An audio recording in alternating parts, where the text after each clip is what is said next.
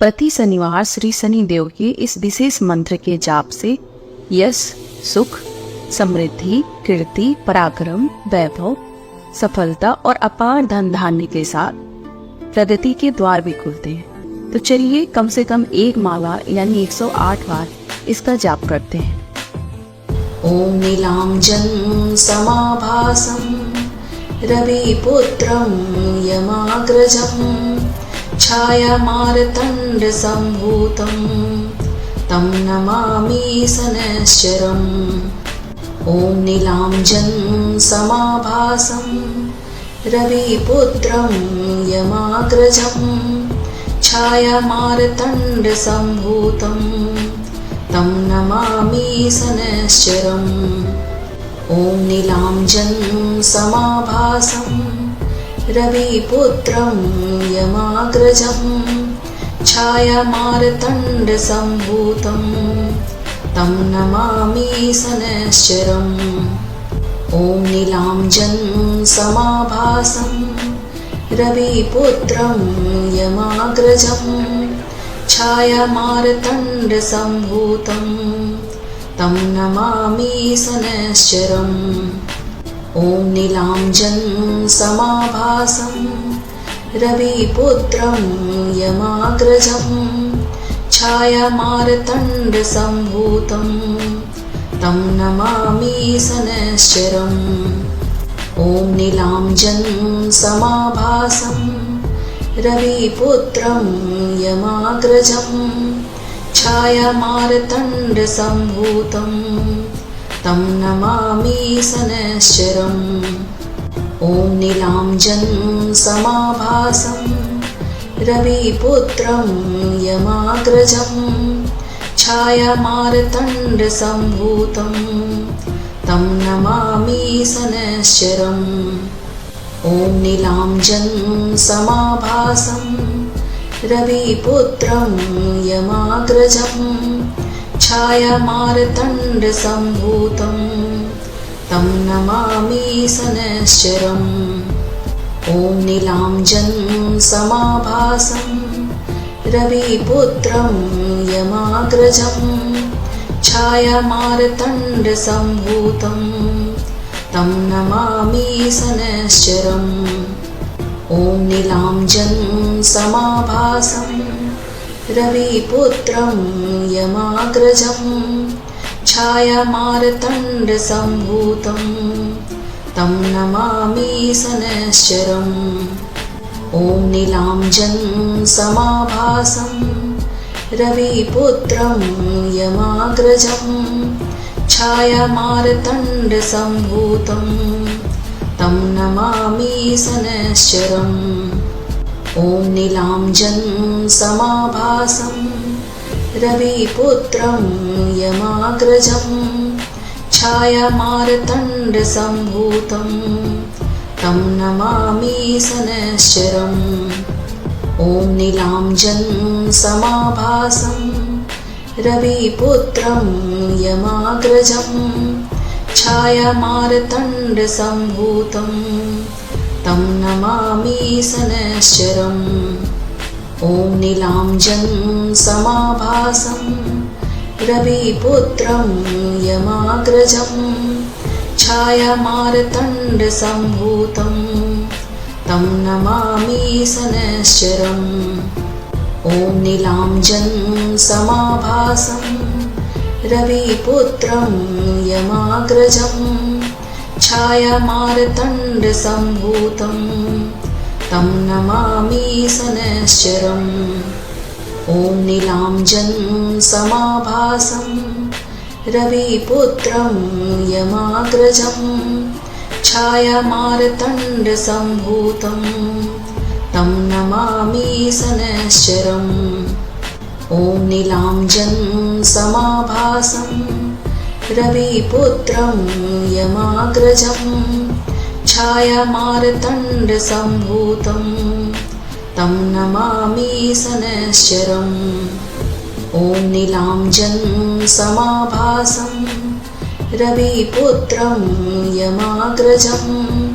छायामार्तण्ड सम्भूतं तं नमामि शनैश्चरम् ॐ नीलाञ्जनं समाभासं रविपुत्रं यमाग्रजं छायामार्तण्डसम्भूतं तं नमामि शनैश्चरम् ॐ नीलाञ्जनं समाभासं रविपुत्रं यमाग्रजं छायामार्तण्डसम्भूतं तं नमामि शनैश्चरम् ॐ नीलाञ्जनं समाभासं रविपुत्रं यमाग्रजं छायामार्तण्डसम्भूतं तं नमामि शनैश्चरम् ॐ नीलाञ्जनं समाभासं रविपुत्रं यमाग्रजं छायामार्तण्डसम्भूतं तं नमामि शनैश्चरम् ॐ नीलाञ्जनं समाभासं रविपुत्रं यमाग्रजं छायामार्तण्डसम्भूतं तं नमामि शनैश्चरम् ॐ नीलाञ्जनं समाभासं रविपुत्रं यमाग्रजं छायामार्तण्डसम्भूतं तं नमामि शनैश्चरम् ॐ नीलाञ्जनं समाभासं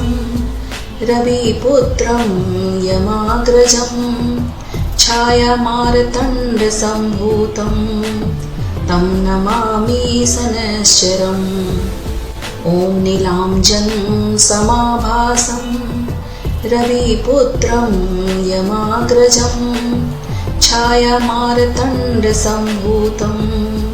तं नमामि शनैश्चरम् ॐ नीलाञ्जनं समाभासं रविपुत्रं यमाग्रजं छायामार्तण्डसम्भूतं तं नमामि शनैश्चरम् ॐ नीलाञ्जनं समाभासं रविपुत्रं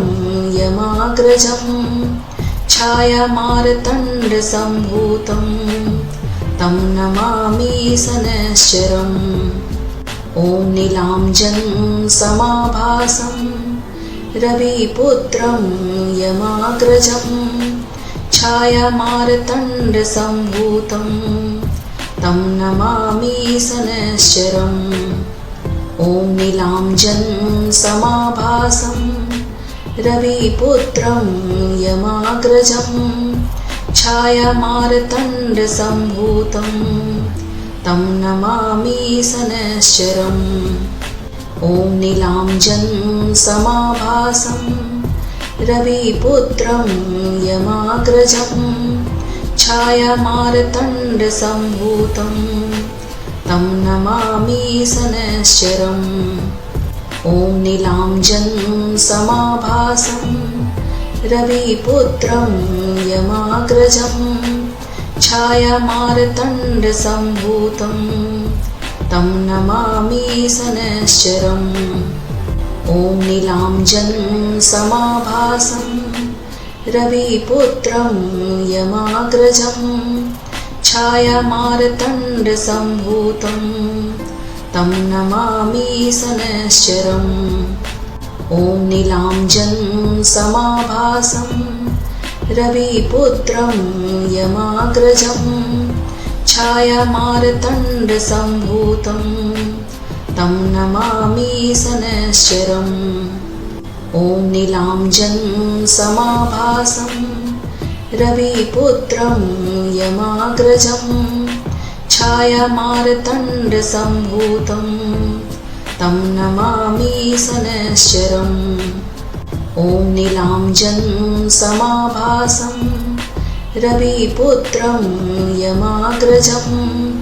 छायामार्तण्डसम्भूतं तं नमामि शनैश्चरम् ॐ नीलाञ्जनं समाभासं रविपुत्रं यमाग्रजं छायामार्तण्डसम्भूतं तं नमामि शनैश्चरम् ॐ नीलाञ्जन समाभासं रविपुत्रं यमाग्रजं छायामार्तण्डसम्भूतं तं नमामि शनैश्चरम् ॐ नीलाञ्जन समाभासं रविपुत्रं यमाग्रजं छायामार्तण्डसम्भूतं तं नमामि शनैश्चरम् ॐ नीलाञ्जन समाभासं रविपुत्रं यमाग्रजं छायामार्तण्डसम्भूतं तं नमामि शनैश्चरम् ॐ नीलाञ्जन समाभासं रविपुत्रं यमाग्रजं छायामार्तण्डसम्भूतं तं नमामि शनैश्चरम् ॐ नीलाञ्जन समाभासं रविपुत्रं यमाग्रजं छायामार्तण्डसम्भूतं तं नमामि शनैश्चरम् ॐ नीलाञ्जन समाभासं रविपुत्रं यमाग्रजं छायामार्तण्डसम्भूतं तं नमामि शनैश्चरम् ॐ नीलाञ्जन समाभासं रविपुत्रं यमाग्रजं छायामार्तण्डसम्भूतं तं नमामि शनैश्चरम् ॐ नीलाञ्जन समाभासं रविपुत्रं यमाग्रजं छायामार्तण्डसम्भूतं तं नमामि शनैश्चरम् ॐ नीलाञ्जन समाभासं रविपुत्रं यमाग्रजं छायामार्तण्डसम्भूतं तं नमामि शनैश्चरम् ॐ नीलाञ्जन समाभासं रविपुत्रं यमाग्रजं छायामार्तण्डसम्भूतं तं नमामि शनैश्चरम् ॐ नीलाञ्जन समाभासं रविपुत्रं यमाग्रजं छायामार्तण्डसम्भूतं तं नमामि शनैश्चरम् ॐ नीलाञ्जन समाभासं रविपुत्रं यमाग्रजं छायामार्तण्डसम्भूतं तं नमामि शनैश्चरम् ॐ नीलाञ्जन समाभासं रविपुत्रं यमाग्रजं छायामार्तण्डसम्भूतं तं नमामि शनैश्चरम् ॐ नीलाञ्जन समाभासं रविपुत्रं यमाग्रजं छायामार्तण्डसम्भूतं तं नमामि शनैश्चरम् ॐ नीलाञ्जन समाभासं रविपुत्रं यमाग्रजं छायामार्तण्डसम्भूतं तं नमामि शनैश्चरम् ॐ नीलाञ्जन समाभासं रविपुत्रं यमाग्रजं छायामार्तण्डसम्भूतं तं नमामि शनैश्चरम् ॐ नीलाञ्जन समाभासं रविपुत्रं यमाग्रजं छायामार्तण्डसम्भूतं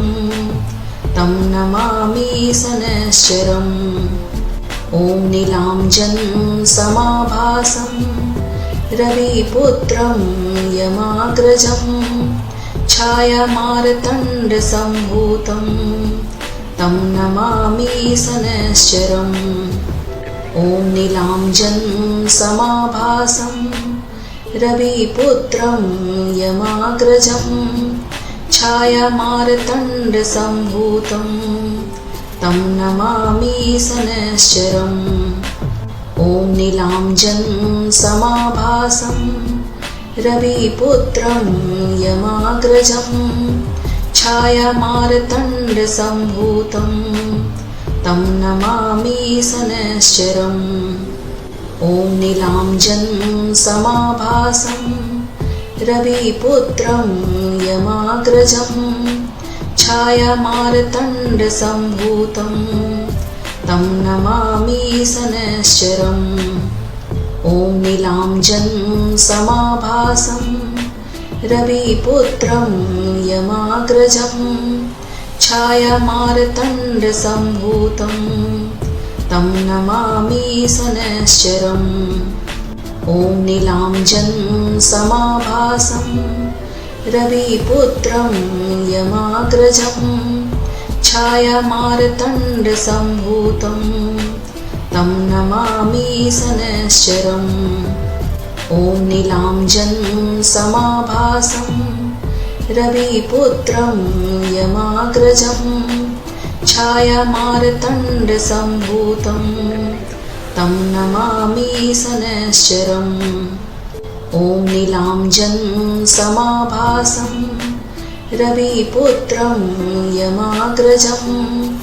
छायामार्तण्डसम्भूतं तं नमामि शनैश्चरम् ॐ नीलाञ्जन समाभासं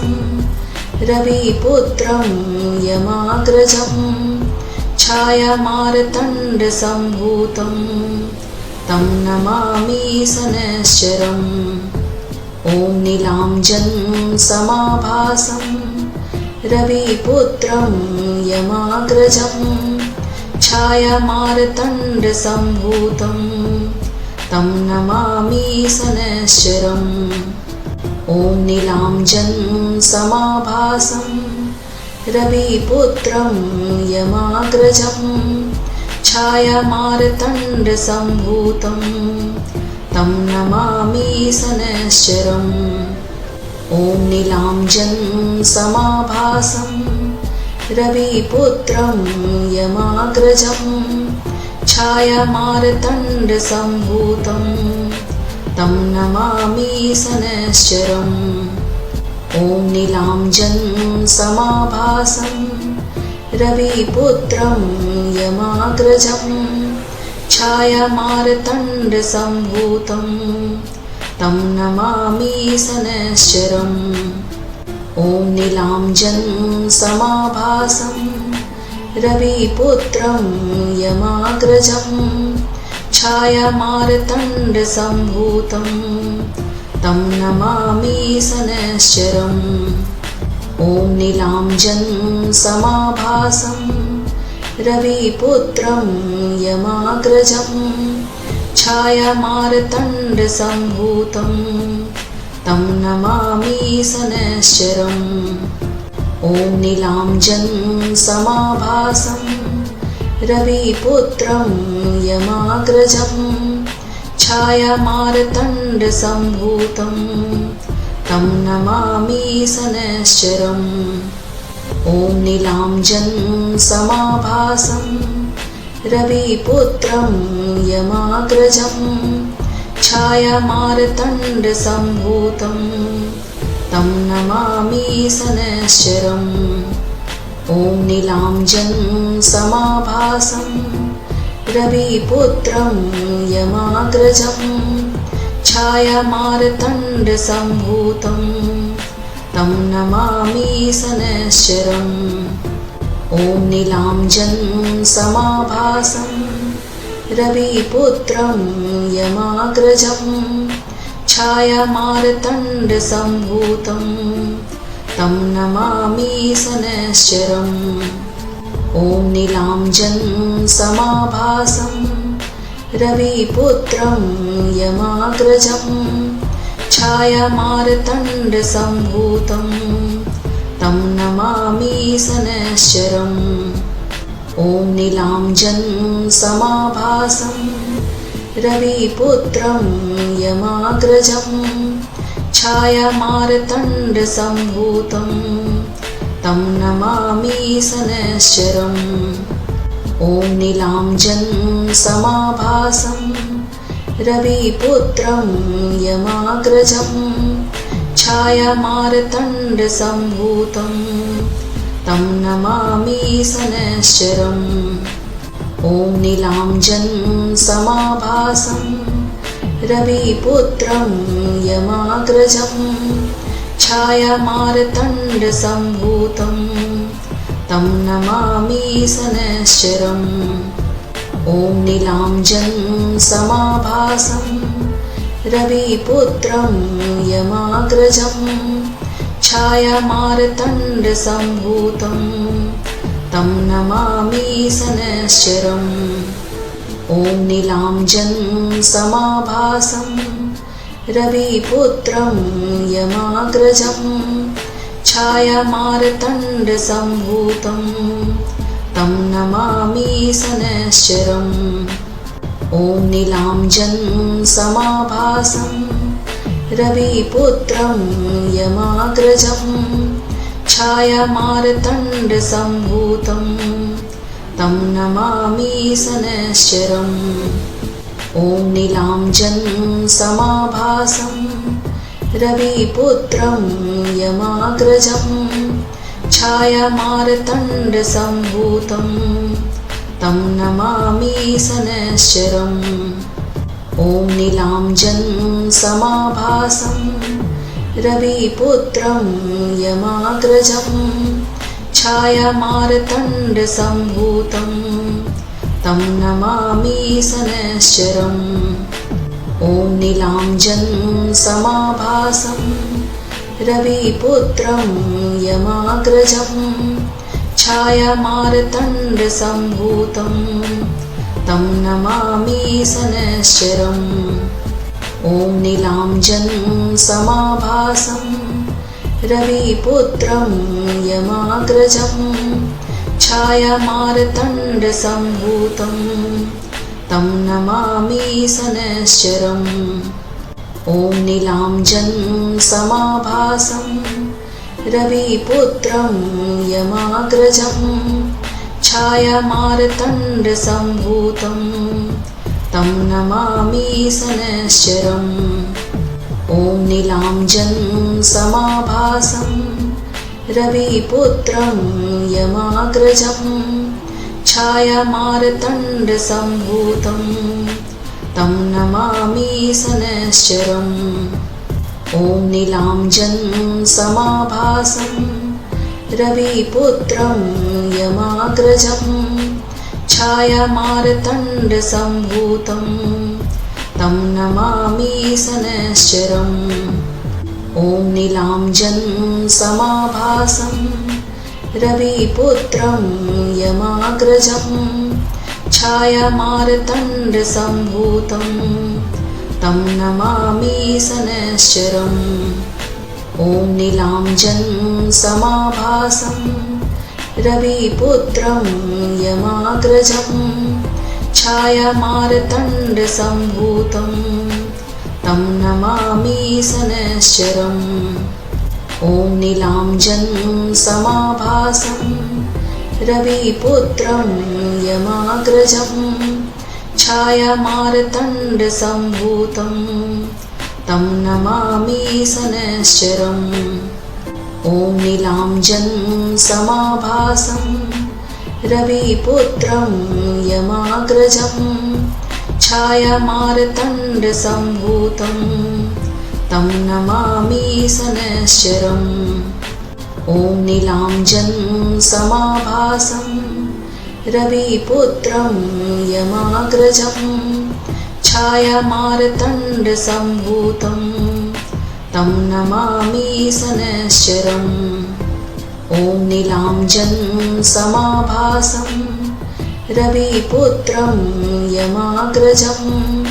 छायामार्तण्डसम्भूतं तं नमामि शनैश्चरम् ॐ नीलाञ्जनसमाभासं रविपुत्रं यमाग्रजं छायामार्तण्डसम्भूतं तं नमामि शनैश्चरम् ॐ नीलाञ्जनसमाभासं रविपुत्रं यमाग्रजं छायामार्तण्डसम्भूतं तं नमामि शनैश्चरम् ॐ नीलाञ्जनसमाभासं रविपुत्रं यमाग्रजं छायामार्तण्डसम्भूतं तं नमामि शनैश्चरम् ॐ नीलाञ्जनसमाभासं रविपुत्रं यमाग्रजं छायामार्तण्डसम्भूतं तं नमामि शनैश्चरम् ॐ नीलाञ्जनसमाभासं रविपुत्रं यमाग्रजं छायामार्तण्डसम्भूतं तं नमामि शनैश्चरम् ॐ नीलाञ्जनसमाभासं रविपुत्रं यमाग्रजं छायामार्तण्डसम्भूतं तं नमामि शनैश्चरम् ॐ नीलाञ्जनसमाभासं रविपुत्रं यमाग्रजं छायामार्तण्डसम्भूतं तं नमामि शनैश्चरम् ॐ नीलाञ्जनसमाभासं रविपुत्रं यमाग्रजं छायामार्तण्डसम्भूतं तं नमामि शनैश्चरम् ॐ नीलाञ्जनसमाभासं रविपुत्रं यमाग्रजं छायामार्तण्डसम्भूतं तं नमामि शनैश्चरम् ॐ नीलाञ्जनसमाभासं रविपुत्रं यमाग्रजं छायामार्तण्डसम्भूतं तं नमामि शनैश्चरम् ॐ नीलाञ्जनसमाभासं रविपुत्रं यमाग्रजं छायामार्तण्डसम्भूतं तं नमामि शनैश्चरम् ॐ नीलाञ्जनसमाभासं रविपुत्रं यमाग्रजं छायामार्तण्डसम्भूतं तं नमामि शनैश्चरम् ॐ नीलाञ्जनसमाभासं रविपुत्रं यमाग्रजं छायामार्तण्डसम्भूतं तं नमामि शनैश्चरम् ॐ नीलाञ्जनसमाभासं रविपुत्रं यमाग्रजं छायामार्तण्डसम्भूतं तं नमामि शनैश्चरम् ॐ नीलाञ्जनसमाभासं रविपुत्रं यमाग्रजं छायामार्तण्डसम्भूतं तं नमामि शनैश्चरम्